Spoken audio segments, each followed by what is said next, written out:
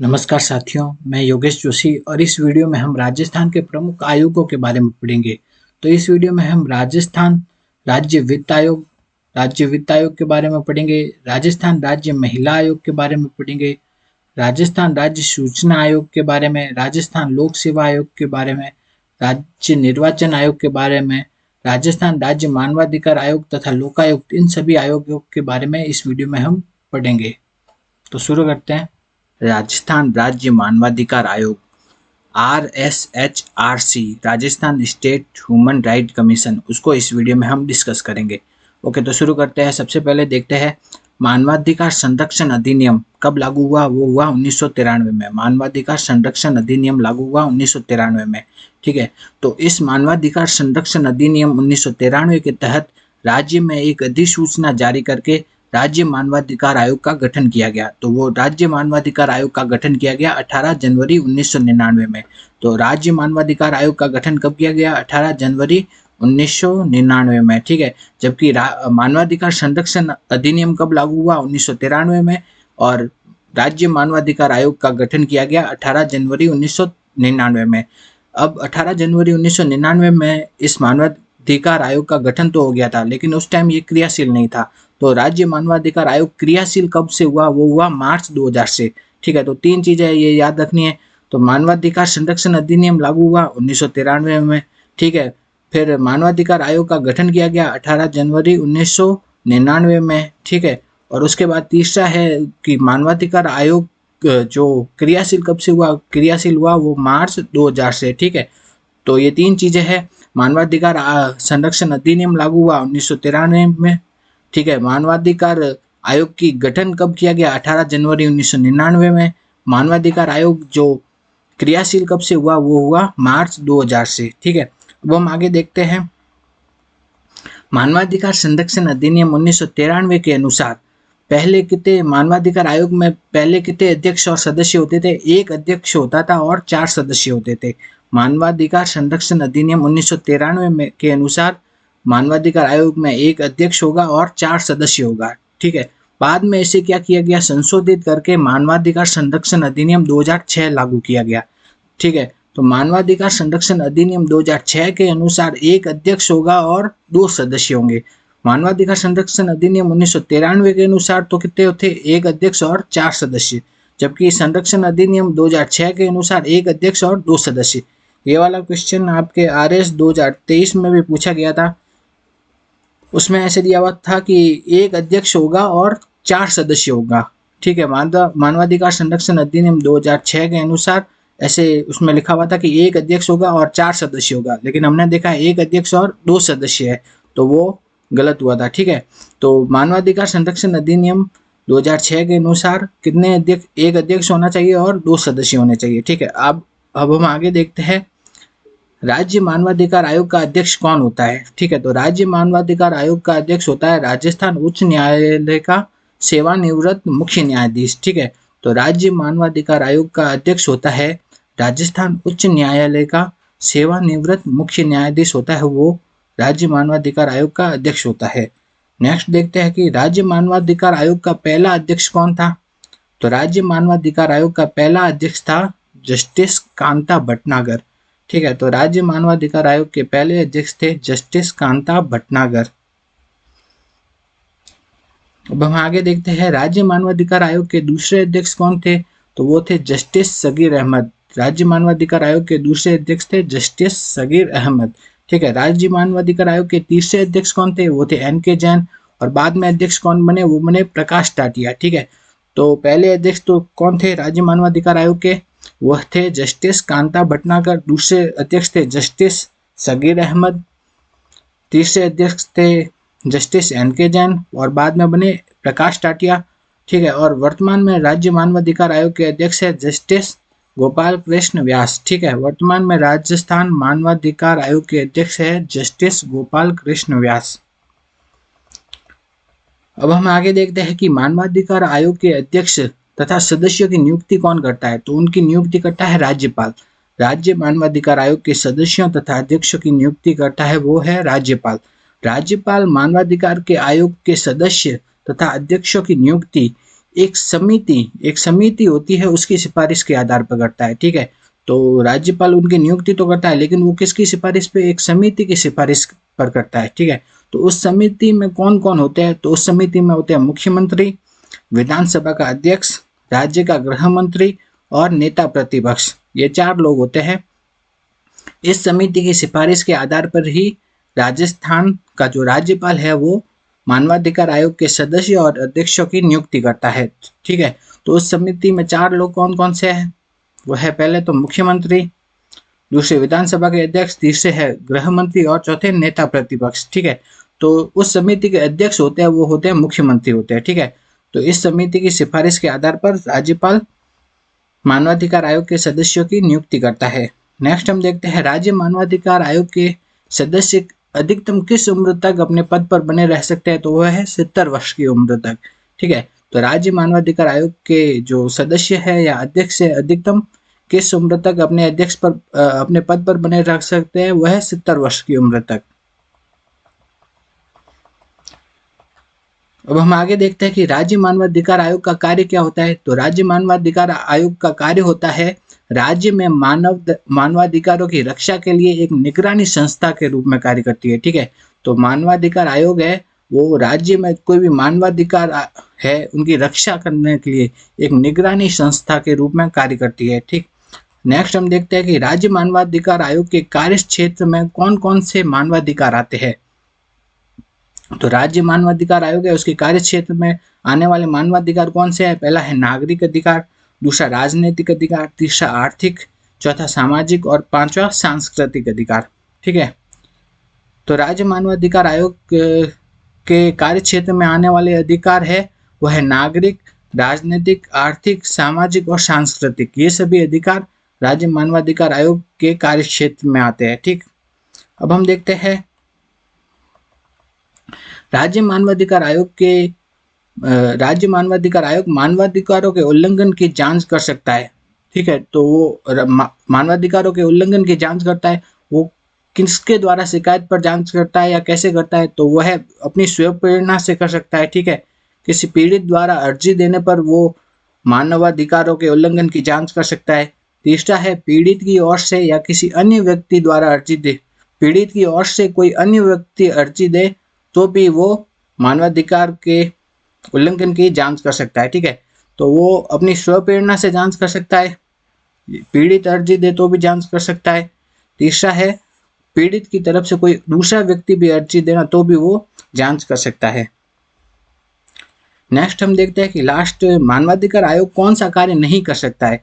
ठीक है, तो जो मानवाधिकार आयोग है ना वो मानवाधिकारों का उल्लंघन करने वालों को स्वयं सजा नहीं दे सकता है। ठीक है, तो वो स्वयं उन्हें सजा नहीं दे सकता है। इसके लिए वो क्या करेगा, एक किसी अथॉरिटी को शिकायत करेगा, फिर वो उसे सजा देती है। ठीक है, आपके एक टॉपिक दिया गया है लोकायुक्त, उसके बारे में इस वीडियो में हम डिस्कस करेंगे।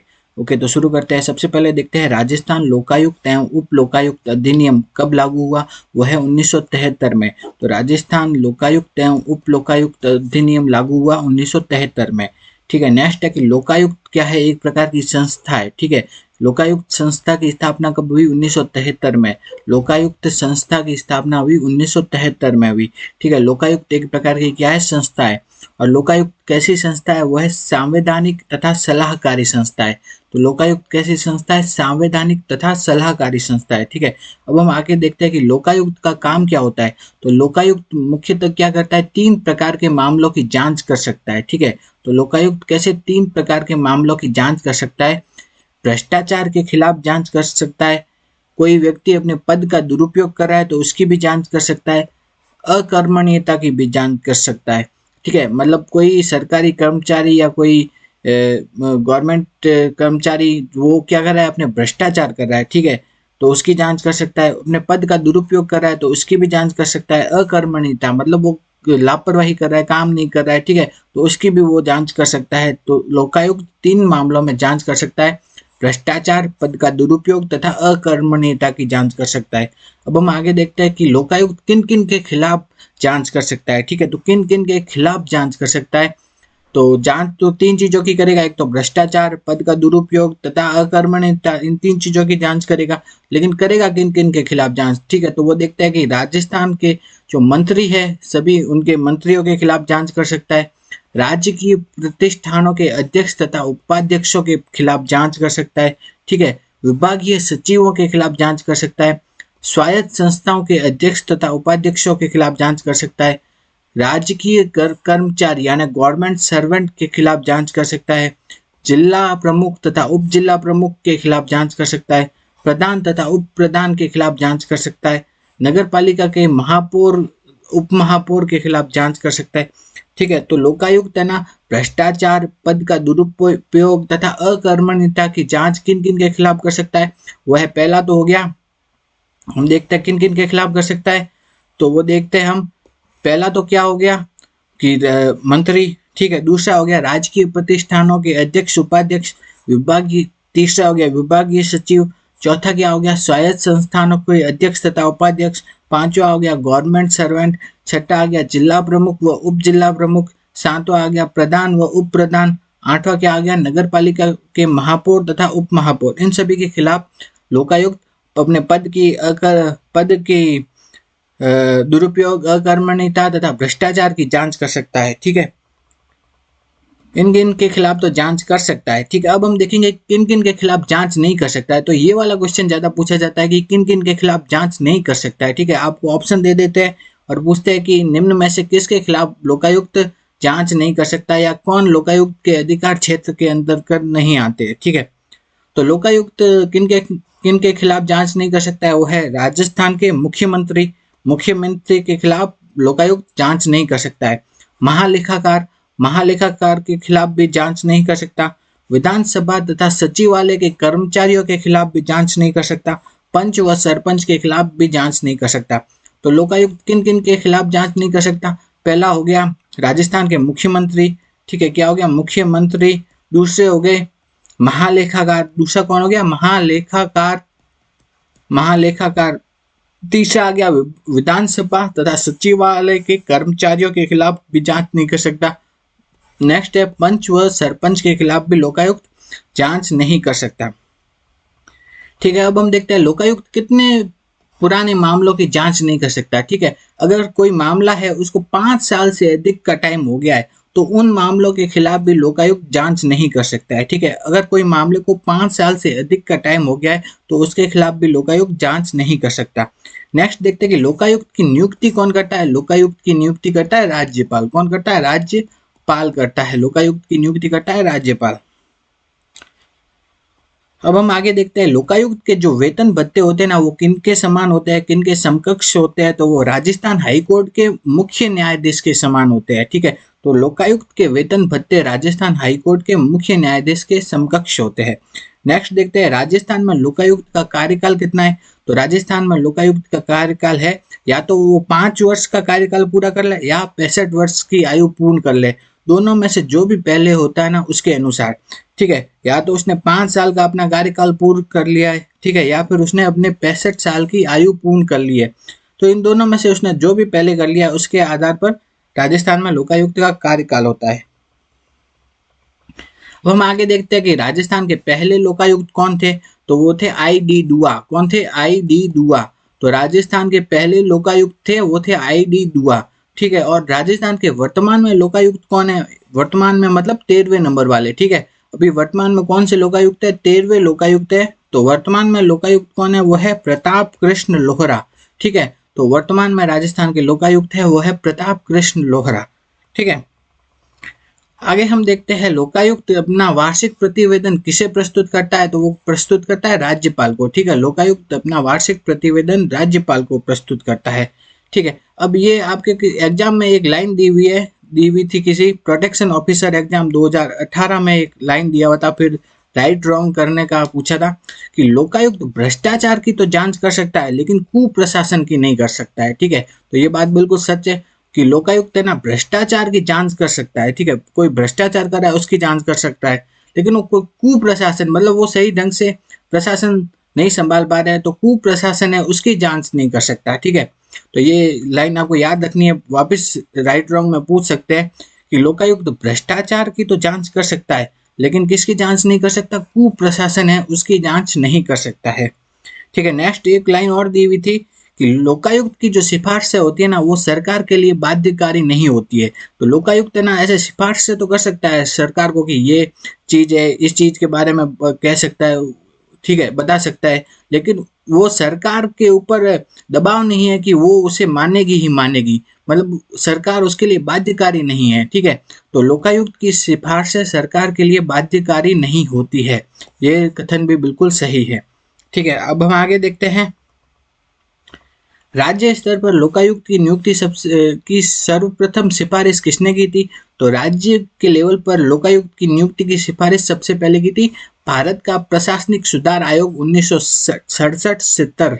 ठीक है, तो राज्य स्तर पर लोकायुक्त के नियुक्ति की सिफारिश सबसे पहले की थी भारतीय प्रशासनिक सुधार आयोग 1966 में जो बना था उसने की थी। ठीक है, नेक्स्ट देखते हैं कि लोकायुक्त की नियुक्ति कौन करता है? राज्यपाल करता है, अभी हमने देखा ही था। ठीक है, तो राज्यपाल जो लोकायुक्त की नियुक्ति करता है ना वो लोकायुक्त की नियुक्ति करने से पहले कुछ लोगों से परामर्श लेता है। तो वो किन किन से परामर्श लेता है? ठीक है, तो वो हो गया राज्य के मुख्यमंत्री से, ठीक है, नेता प्रतिपक्ष और राजस्थान के उच्च न्यायालय के मुख्य न्यायाधीश। ठीक है, इन तीनों से परामर्श के द्वारा ही राज्यपाल राजस्थान में लोकायुक्त की नियुक्ति कर सकता है। किन किन से परामर्श लेता है? ठीक है, तो वो देखते हैं हम। लेता है मुख्यमंत्री से, नेता प्रतिपक्ष से तथा राजस्थान उच्च न्यायालय के मुख्य न्यायाधीश, इनसे परामर्श के द्वारा लोकायुक्त की नियुक्ति करता है। नेक्स्ट प्रश्न है नरपतमल लोढ़ा समिति जो कि 2014 में बनी थी, वो किससे संबंधित है? वो है लोकायुक्त से। ये वाला क्वेश्चन आपके RS 2023 में पूछा गया है कि नरपतमल लोढ़ा समिति बनी थी जो कि 2014 में बनी थी, वो किससे संबंधित है? वो है लोकायुक्त से संबंधित है। ठीक है, नरपतमल लोढ़ा हमारे राजस्थान के एडवोकेट जनरल भी रह चुके हैं। ठीक है, दिया गया है आपके राज्य वित्त आयोग, स्टेट फाइनेंस कमीशन, SFC। ठीक है, तो उसके बारे में इस वीडियो में हम डिस्कस करेंगे। तो सबसे पहले देखते हैं ग्राम पंचायतों के लिए राज्य वित्त आयोग का गठन किस आर्टिकल के तहत किया गया है? तो ग्राम पंचायतों के लिए जो राज्य वित्त आयोग का गठन किया गया है वो आर्टिकल 243I के तहत किया गया है, आर्टिकल 243I के तहत। ठीक है, तो आर्टिकल 243I के तहत ग्राम पंचायतों के लिए या पंचायती राज संस्थाओं के लिए क्या किया गया है? राज्य वित्त आयोग का गठन किया गया है। ठीक है, तो राज्य वित्त आयोग का गठन ग्राम पंचायतों के लिए किया गया है आर्टिकल 243I के तहत। ठीक है, हिंदी में इसे बोलते हैं आर्टिकल 243 ज। ठीक है, तो फिर देखते हैं शहरी निकायों के लिए SFC का गठन किस आर्टिकल के तहत किया गया है? तो वो है आर्टिकल 243Y, आर्टिकल 243Y के तहत। ठीक है, तो ये दो चीजें याद रखनी है कि ग्राम पंचायतों के लिए तो ग्राम पंचायतें हैं उनके लिए तो राज्य वित्त आयोग का गठन कौन से आर्टिकल के तहत किया गया है? वो है आर्टिकल 243I के तहत। ठीक है, जबकि जो शहरी निकायों के लिए राज्य वित्त आयोग का गठन किया गया है वो किया गया है आर्टिकल 243Y के तहत। ठीक है, तो आर्टिकल 243I तो किसके लिए है?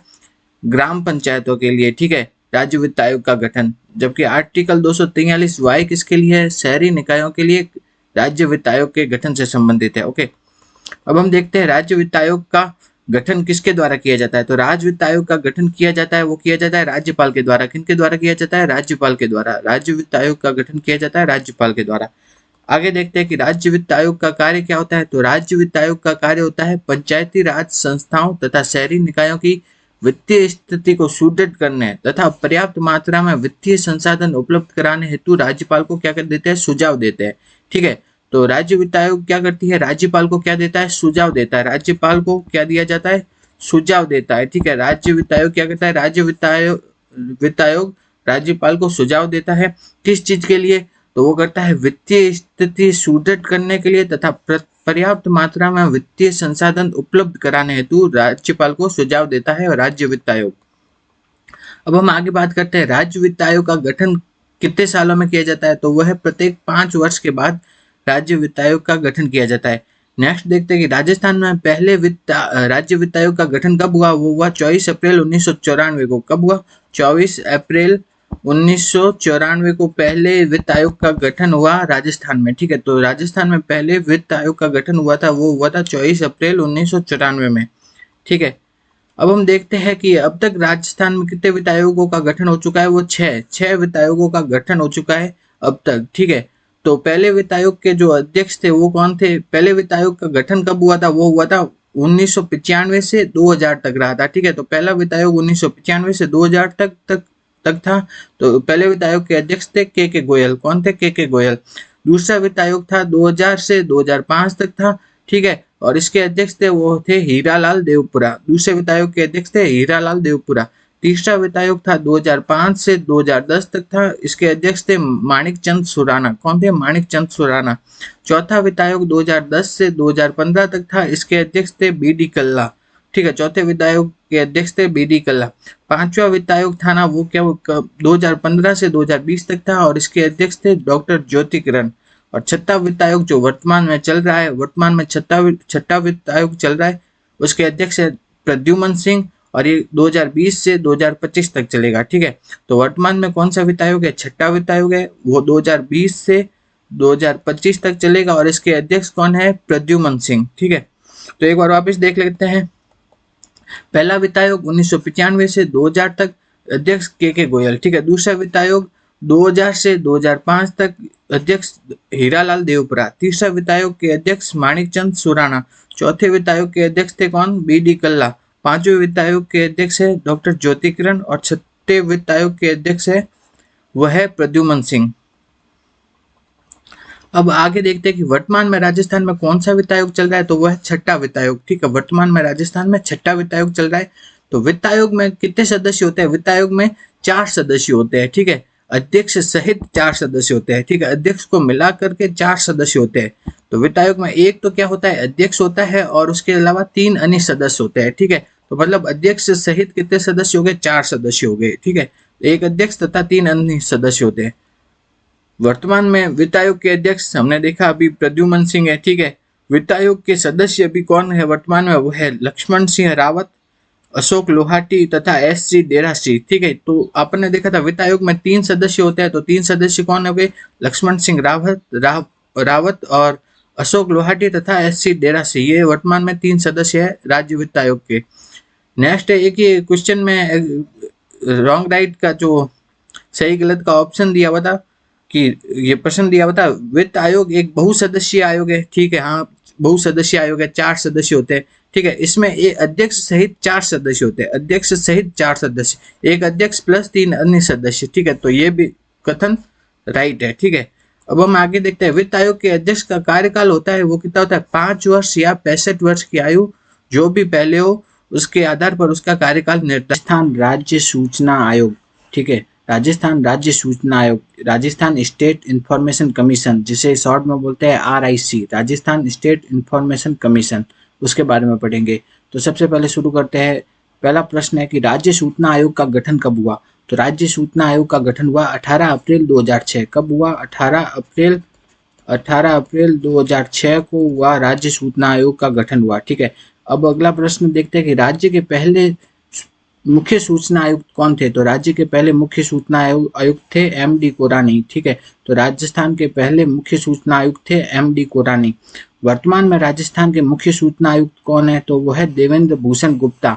वर्तमान में राजस्थान के मुख्य सूचना आयुक्त है वो है देवेंद्र भूषण गुप्ता। कौन है? देवेंद्र भूषण गुप्ता, ठीक है। नेक्स्ट देखते हैं कि राजस्थान राज्य सूचना आयोग है, उसमें है ना एक तो क्या होता है? मुख्य सूचना आयुक्त होता है, ठीक है। उसके अलावा अधिकतम 10 सूचना आयुक्त हो सकते हैं, ठीक है। एक तो क्या होता है? मुख्य सूचना आयुक्त, उसके अलावा 10 अन्य सूचना आयुक्त हो सकते हैं अधिकतम, ठीक है। लेकिन वर्तमान में राजस्थान में एक क्या है? मुख्य सूचना आयुक्त है और उसके अलावा 3 अन्य सूचना आयुक्त है, ठीक है। 2 चीजें है ये समझना थोड़ा कि है ना, एक तो 2 चीजें है कि क्या है, एक तो क्या होता हो सकता है मुख्य सूचना आयुक्त हो सकता है, ठीक है। और क्या है 10 अधिकतम क्या हो सकते हैं? अन्य सूचना आयुक्त। ये तो क्या है? हो सकते हैं, अधिकतम इतने हो सकते हैं। और वर्तमान में कितने हैं? वो ये है, वर्तमान में राजस्थान में एक तो क्या है? मुख्य सूचना आयुक्त है और 3 अन्य सूचना आयुक्त है, ठीक है। वो तो कितने सकते हैं? एक मुख्य सूचना आयुक्त और अधिकतम 10 अन्य सूचना आयुक्त। लेकिन वर्तमान में राजस्थान में कितने हैं? एक मुख्य सूचना आयुक्त व 3 अन्य सूचना आयुक्त है, ठीक है। अब हम आगे देखते हैं कि मुख्य सूचना आयुक्त एवं सूचना आयुक्तों की नियुक्ति कौन करता है? वो करता है राज्यपाल। मुख्य सूचना आयुक्त और अन्य सूचना आयुक्तों की नियुक्ति करता है राज्यपाल। नेक्स्ट है कि मुख्य सूचना आयुक्त व अन्य सूचना आयुक्तों की नियुक्ति है ना राज्यपाल वो किन की सलाह पर करता है? तो वो करता है मुख्यमंत्री, विधानसभा में प्रतिपक्ष नेता, तीसरा है मुख्यमंत्री द्वारा मनोनीत कैबिनेट मंत्री। ठीक है, एक तो मुख्यमंत्री, दूसरा विधानसभा का प्रतिपक्ष नेता और तीसरा मुख्यमंत्री द्वारा मनोनीत कैबिनेट मंत्री। इन तीनों की सलाह पर राजस्थान का मुख्यमंत्री किसकी नियुक्ति राजस्थान का राज्यपाल किसकी नियुक्ति करता है? वो है मुख्य सूचना आयुक्त तथा अन्य सूचना आयुक्तों की। ठीक है, अब हम आगे देखते हैं। राज्य सूचना आयोग वो कैसा निकाय है? वो है सांविधिक तथा स्वायत्त शासी। राज्य सूचना आयोग कैसा निकाय है? वह सांविधिक, सांविधिक का मतलब लीगल, और तथा स्वायत्त शासी संस्थान है। ठीक है, राज्य सूचना आयोग का मुख्यालय कहाँ पर स्थित है? तो वो स्थित है जयपुर में। राज्य सूचना आयोग का मुख्यालय स्थित है जयपुर में। ठीक है, अप्रैल 2023 में राज्य सरकार द्वारा सूचना आयोग की एक पीठ या बेंच किस शहर में खोलना स्वीकृत किया गया है? ये क्वेश्चन RS 2023 में आया था। तो इसका मुख्यालय तो कहाँ है? जयपुर में, लेकिन इसकी एक बेंच अभी खोलनी स्वीकृत की है, वो कहाँ की है? जोधपुर में। ठीक है, तो राज्य सूचना आयोग का मुख्यालय, मेन मुख्यालय तो कहाँ है? जयपुर में है। ठीक है, और लेकिन उसकी एक बेंच कहाँ पे खोलनी स्वीकृत की है? वो की है जोधपुर में। ठीक है, तो ये वाला क्वेश्चन इंपॉर्टेंट है कि राज्य सूचना आयोग की एक बेंच कहाँ पे खोली जा रही है? वो खोली जा रही है जोधपुर में। नेक्स्ट हम देखते हैं कि वर्तमान में राजस्थान में एक क्या है? मुख्य सूचना आयुक्त है, उसके अलावा 3 क्या है? अन्य सूचना आयुक्त है। ठीक है, तो राजस्थान के वर्तमान मुख्य सूचना आयुक्त कौन है? वो है देवेंद्र भूषण गुप्ता। राजस्थान के वर्तमान मुख्य सूचना आयुक्त है देवेंद्र भूषण गुप्ता। और अन्य सूचना आयुक्तों के नाम क्या क्या है? पहले है लक्ष्मण सिंह राठौड़, दूसरे है शीतल धनखड़, तीसरे है मोहनलाल लाठर। ठीक है, तो वर्तमान में राजस्थान में एक तो मुख्य सूचना आयुक्त है और 3 अन्य सूचना आयुक्त है। ठीक है, तो मुख्य सूचना आयुक्त का नाम है देवेंद्र भूषण गुप्ता और अन्य सूचना आयुक्त है उनमें पहले है वो लक्ष्मण सिंह राठौड़, दूसरे है शीतल धनखड़ और तीसरे है मोहनलाल लाठर। अगर राजस्थान राज्य महिला आयोग, उसके बारे में इस वीडियो में हम पढ़ेंगे। तो राजस्थान राज्य महिला आयोग इंग्लिश में बोलते हैं Rajasthan state commission for women. ठीक है,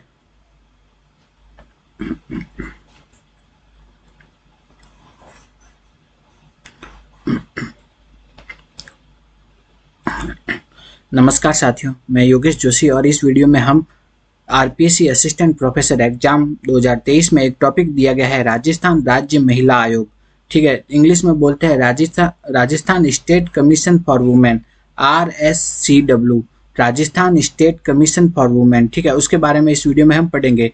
अब हम देखते हैं कि राज्य महिला आयोग का गठन कब हुआ। तो राज्य महिला आयोग का गठन हुआ 15 मई 1999। कब हुआ? 15 मई 1999 को क्या हुआ? राज्य महिला आयोग का गठन हुआ। तो राज्य महिला आयोग का गठन हुआ 15 मई 1999। ठीक है, नेक्स्ट है कि राज्य महिला आयोग कैसा निकाय है? तो राज्य महिला आयोग एक गैर संवैधानिक, स्वायत्त तथा परामर्शकारी निकाय है। ठीक है, तो ये क्वेश्चन पूछा भी जा चुका है कि राज्य महिला आयोग कैसा निकाय है?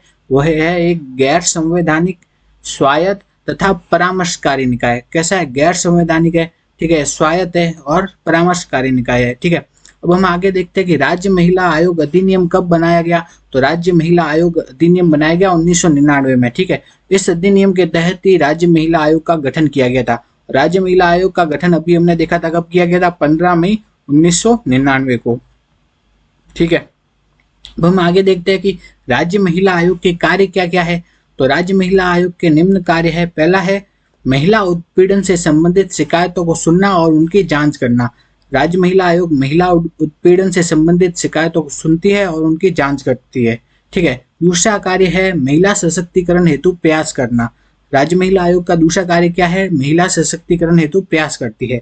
नेक्स्ट है कि महिलाओं से संबंधित कानूनों का पुनर्अध्ययन करना और उसमें संशोधन हेतु सरकार से प्रार्थना करना। ठीक है, तो राज्य महिला आयोग का एक ये भी काम है कि वो महिलाओं से संबंधित कानूनों के बारे में अध्ययन करती है और उसमें कुछ सुधार हो कि अगर गुंजाइश हो तो वो उसके लिए सरकार को प्रार्थना करती है। ठीक है, आगे हम देखते हैं कि अगला कार्य क्या है? महिलाओं के हितों की रक्षा करना। ठीक, राज्य महिला आयोग का अगला कार्य है महिलाओं के हितों की रक्षा करना। नेक्स्ट हम देखते हैं महिलाओं को प्रभावित करने वाले सभी नीतिगत मामलों पर सरकार को सलाह देना। राज्य महिला आयोग का आखिरी काम क्या है? महिलाओं को जो प्रभावित करने वाले सभी जो नीतिगत मामले होते हैं उन पर राज्य सरकार को क्या है? सलाह देने का कार्य करती है।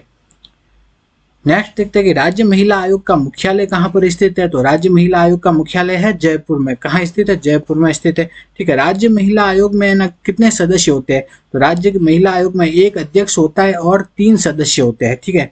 एक अध्यक्ष होता है और 3 सदस्य। जो ये 3 सदस्य होते हैं ना, उनमें क्या एक अनुसूचित जाति या अनुसूचित जनजाति की महिला होनी चाहिए और एक ओबीसी यानी अन्य पिछड़ा वर्ग की महिला होनी चाहिए। ठीक है। तो अभी हमने देखा कि राज्य महिला आयोग में कितने सदस्य होते हैं?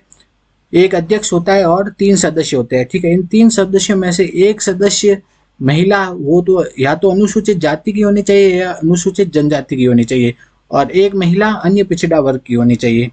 ठीक है। अब हम आगे देखते हैं। अगला है कि राज्य महिला आयोग की वर्तमान अध्यक्ष कौन है? तो राज्य महिला आयोग की वर्तमान अध्यक्ष है वो है रेहाना रियाज चिश्ती। कौन है? रेहाना रियाज चिश्ती है वो राज्य महिला आयोग की वर्तमान अध्यक्ष है। नेक्स्ट देखते हैं कि इसमें 3 सदस्य होते हैं। तो अभी वर्तमान में 3 सदस्य कौन कौन है राज्य महिला आयोग में? पहले है सुमन यादव, दूसरे है अंजना मेघवाल और तीसरे है सुमित्रा जैन। ठीक है। तो राज्य महिला आयोग के वर्तमान अध्यक्ष है तो रेहाना रियाज चिश्ती और इसके 3 सदस्य है सुमन यादव, अंजना मेघवाल और सुमित्रा जैन।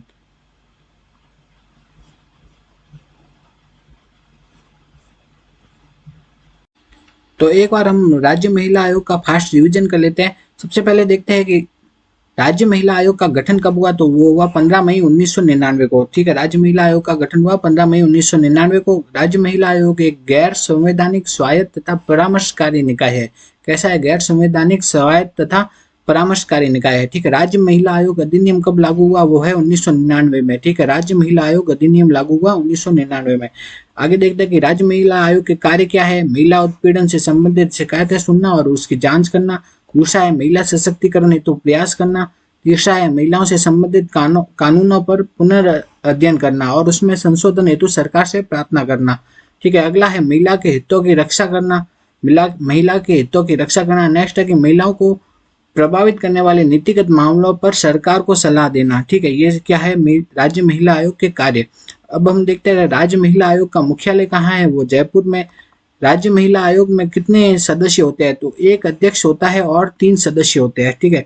3 सदस्यों में से एक तो महिला होनी चाहिए, वो अनुसूचित जाति या अनुसूचित जनजाति की महिला होनी चाहिए और एक अन्य पिछड़ा वर्ग की महिला होनी चाहिए। ठीक है। अब हम देखते हैं कि राज्य महिला आयोग के वर्तमान अध्यक्षा कौन है? वो है रेहाना रियाज चिश्ती। ठीक है। और इसके जो 3 सदस्य है वो है, पहले तो है सुमन यादव, दूसरे है अंजना मेघवाल, तीसरे है टॉपिक दिया गया है राज्य निर्वाचन आयोग, उसके बारे में पढ़ेंगे। राज्य निर्वाचन आयोग, इसे राज्य चुनाव आयोग भी कहते हैं, इंग्लिश में बोलते हैं एससीसी यानी स्टेट इलेक्शन कमीशन। ठीक है। तो शुरू करते हैं। राज्य चुनाव आयोग। राज्य चुनाव आयोग की स्थापना हुई थी जुलाई 1994 में। कब हुई थी? जुलाई 1994 में हुई थी राज्य चुनाव आयोग या राज्य निर्वाचन आयोग की स्थापना हुई थी। ठीक है। तो जुलाई 1994 में हुई थी राज्य निर्वाचन आयोग की स्थापना। राज्य निर्वाचन आयोग की स्थापना हुई थी वो आर्टिकल 243 के तहत हुई थी। ठीक है। तो राज्य चुनाव आयोग की स्थापना कौन से आर्टिकल के तहत हुई थी? वो हुई थी आर्टिकल 243 के। ठीक है। इसे इंग्लिश में तो बोलते हैं आर्टिकल 243 के और जबकि हिंदी में इसे बोला जाता है आर्टिकल 243 ट। ठीक है। तो आर्टिकल 243 ट के तहत हुई थी। ठीक है। तो राज्य चुनाव आयोग की स्थापना कब हुई थी? वो हुई थी, राज्य चुनाव आयोग की स्थापना हुई थी जुलाई 1994 में हुई थी। ठीक है। आर्टिकल 243 के तहत हुई थी या आर्टिकल 243 ट के तहत हुई थी। ठीक है। तो राज्य चुनाव आयोग का मुख्यतः 2 काम होते हैं। पहला तो क्या है? मतदाता सूची तैयार करना। पहला काम तो क्या है? मतदाता सूची को तैयार करना और दूसरा है राज्य में चुनाव करवाना। ठीक है। तो राज्य चुनाव आयोग के मुख्यतः 2 काम होते हैं। पहला है मतदाता सूची को तैयार करना और दूसरा है चुनाव को करवाना। ठीक है। अब हम आगे देखते हैं कि राज्य चुनाव आयोग जो पंचायती राज संस्थाओं में चुनाव करवाता है ना, वो कौन से आर्टिकल के तहत करवाता है? वो है आर्टिकल 243 के तहत। ठीक है। तो राज्य चुनाव आयोग है वो पंचायती राज संस्थाओं में चुनाव करवाता है, वो है आर्टिकल 243 के तहत करवाता है। ठीक है। जबकि राज्य चुनाव आयोग शहरी निकाय में चुनाव करवाता है ना, तो वो करवाता है आर्टिकल 243 जेड के तहत। ठीक है, आर्टिकल 243 जेड ए के तहत।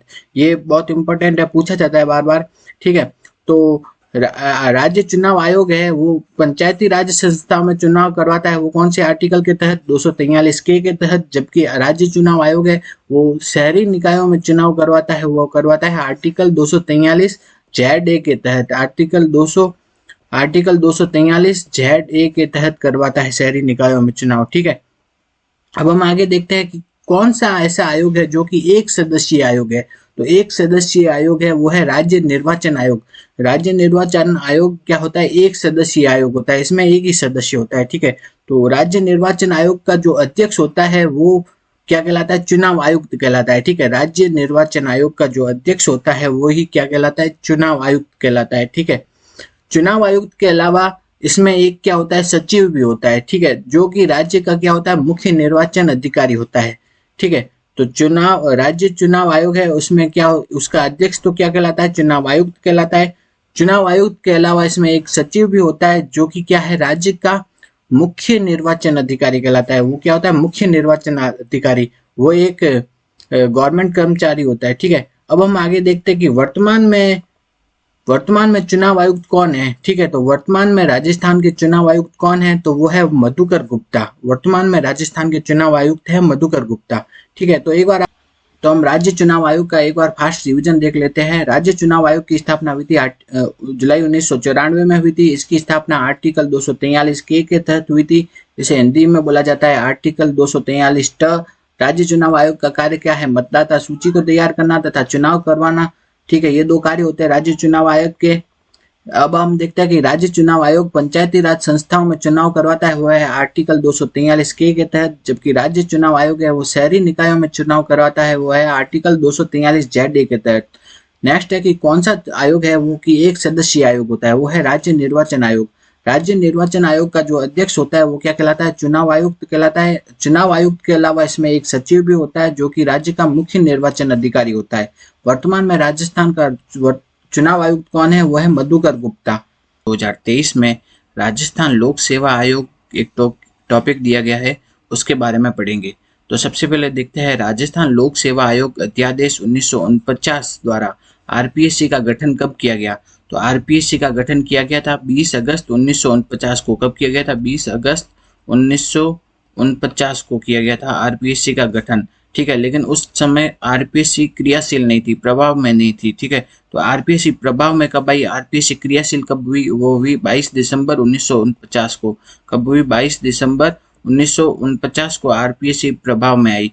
तो आरपीएससी का गठन तो कब किया गया? 20 अगस्त 1949 को, और आरपीएससी प्रभाव में आई 22 दिसंबर 1949 को। ठीक है, तो आरपीएससी का गठन आरपीएससी अध्यादेश राजस्थान लोक सेवा आयोग अध्यादेश 1949 के द्वारा किया गया था। ठीक है, अब हम आगे देखते हैं कि प्रारंभ में जब आरपीएससी का गठन किया गया था तो आरपीएससी का मुख्यालय कहाँ पे था? जयपुर में था। ठीक है, प्रारंभ में आरपीएससी का मुख्यालय जयपुर में था, लेकिन एक समिति है उसकी सिफारिश के आधार पर आरपीएससी का मुख्यालय बाद में जयपुर से कहाँ कर दिया गया? अजमेर कर दिया गया।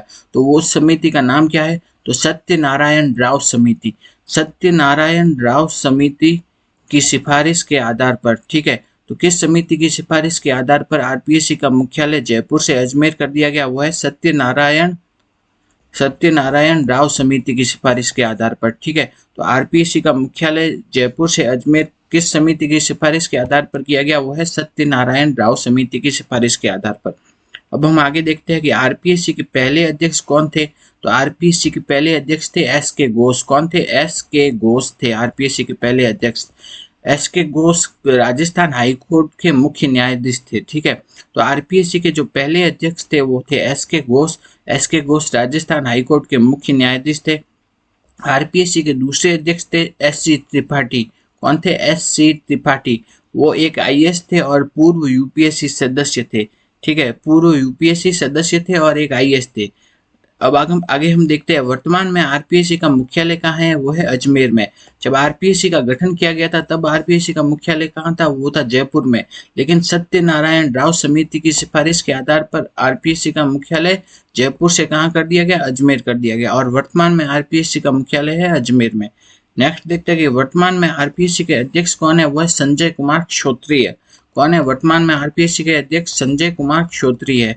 नेक्स्ट हम देखते हैं कि आरपीएससी के सदस्यों की कुल संख्या अधिकतम कितनी हो सकती है? तो आरपीएससी में सदस्यों की कुल संख्या अधिकतम हो सकती है 8। कितनी हो सकती है? 8 सदस्य हो सकते हैं अधिकतम। तो उसमें से एक तो क्या होगा? अध्यक्ष होगा, और 7 अधिकतम क्या हो सकते हैं? सदस्य हो सकते हैं। तो आरपीएससी में सदस्यों की संख्या, सदस्य मतलब अध्यक्ष प्लस सदस्य, ठीक है, दोनों की मिला करके बोला गया है, ठीक है। तो सदस्य मतलब अध्यक्ष प्लस सदस्य, इसकी अधिकतम संख्या हो सकती है 8। तो एक तो क्या होगा? अध्यक्ष होगा, और 7 क्या होगी? अधिकतम सदस्य हो सकते हैं। तो आरपीएससी में सदस्यों की अधिकतम संख्या 8। तो एक तो क्या होगा? अध्यक्ष, और 7 अधिकतम क्या होंगे? सदस्य। आगे हम देखते हैं कि आरपीएससी के अध्यक्ष का या सदस्य का कार्यकाल कितना होता है। तो आरपीएससी के अध्यक्ष या सदस्य का कार्यकाल होता है 6 वर्ष या 62 साल की आयु पूर्ण करना है, ठीक है। या तो उसने 6 वर्ष का कार्यकाल पूरा कर लिया हो, 6 वर्ष का कार्यकाल पूरा कर लिया हो, या फिर 62 साल की आयु पूर्ण कर ली हो, ठीक है। तो इन दोनों में से जो भी उसने पहले किया है उसके आधार पर आरपीएससी के सदस्य का या अध्यक्ष का कार्यकाल होता है। अब हम आगे देखते हैं कि आरपीएससी अध्यक्ष का जो पद है वो क्या है? एक संवैधानिक पद है। क्या है? संवैधानिक पद है, ठीक है। तो इसकी नियुक्ति कौन करता है? वो करता है राजस्थान का राज्यपाल। तो आरपीएससी के अध्यक्ष की या सदस्यों की नियुक्ति करता है वो कौन करता है? राजस्थान का राज्यपाल करता है, ठीक है। अब हम आगे देखते हैं कि आरपीएससी अपना वार्षिक प्रतिवेदन किसे प्रस्तुत करती है? राजस्थान के राज्यपाल को। आरपीएससी के अध्यक्ष के रूप में सबसे लंबा कार्यकाल किसका रहा? वो था डी.एस. तिवारी का, ठीक है। आरपीएससी के अध्यक्ष के रूप में सबसे लंबा कार्यकाल रहा था डी.एस. तिवारी। इनका डी.एस. तिवारी, ठीक है। नेक्स्ट हम देखते हैं कि आरपीएससी के कौन से ऐसे सदस्य हैं जो कि अध्यक्ष भी रह चुके हैं और सचिव भी रह चुके हैं, ठीक है। तो अध्यक्ष और सचिव दोनों रह चुके ऐसे अध्यक्ष कौन है? वो है एन.के. बैरवा। तो एन.के. बैरवा है वो अध्यक्ष भी रह चुके हैं और सचिव भी रह चुके हैं। अब हम आगे देखते हैं कि आरपीएससी के अध्यक्ष के रूप में सबसे कम कार्यकाल किनका रहा? वो है पी.एस. यादव। इनका कार्यकाल सिर्फ 37 दिन का रहा था, ठीक है। तो आरपीएससी के अध्यक्ष के रूप में सबसे कम कार्यकाल पी.एस. यादव का रहा। उनका कार्यकाल सिर्फ 37 दिन का था। अब हम आगे देखते हैं किस आर्टिकल में प्रत्येक राज्य के लिए एक लोक सेवा आयोग का गठन करने का प्रावधान है। वो है आर्टिकल 315(1), ठीक है। आर्टिकल 315 में यह प्रावधान है कि प्रत्येक राज्य के लिए एक लोक सेवा आयोग होगा, राज्य लोक सेवा आयोग होगा, ठीक है। तो कौन से आर्टिकल में ये प्रावधान है कि प्रत्येक राज्य के लिए एक राज्य लोक सेवा आयोग होगा? वो है आर्टिकल 315 में। आर्टिकल 315 315, ठीक है। आर्टिकल 315, आर्टिकल 315 में ये प्रावधान है कि प्रत्येक राज्य के लिए क्या होगा? एक लोक सेवा आयोग का गठन करने का प्रावधान है। अब हम आगे देख सकते हैं कि राजस्थान लोक सेवा आयोग है, उसके अध्यक्ष तथा उनके सदस्यों की जो नियुक्ति करता है वो कौन करता है? राजस्थान का राज्यपाल करता है।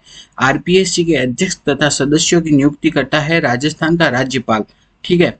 उनकी नियुक्ति तो राजस्थान का राज्यपाल कर देता है, लेकिन इनको वो अपने पद से हटा नहीं सकता है, ठीक है। राज्यपाल अपने आप से इन्हें आरपीएससी के सदस्यों को और अध्यक्ष को अपने पद से हटा नहीं सकता है, ठीक है। तो आरपीएससी के अध्यक्ष तथा इनके सदस्यों को केवल और केवल राष्ट्रपति की आज्ञा के आधार पर ही उनके पद से हटाया जा सकता है, ठीक है। तो आरपीएससी के अध्यक्ष तथा सदस्यों की नियुक्ति तो कर देता है राज्यपाल, लेकिन उनको हटाने के लिए उसे राष्ट्रपति की आज्ञा लेनी पड़ती है, ठीक है। तो आरपीएससी के अध्यक्ष तथा सदस्यों को हटाता कौन है? वो है राष्ट्रपति, और इनकी नियुक्ति कौन करता है? वो है राजस्थान का राज्यपाल, ठीक है। ये क्वेश्चन आरएस 2023 में अभी पूछा गया था। अगर आपको हमारा ये वीडियो अच्छा लगा तो वीडियो को लाइक करो, हमारे यूट्यूब चैनल को सब्सक्राइब करो तथा अधिक से अधिक शेयर करो। Thank you.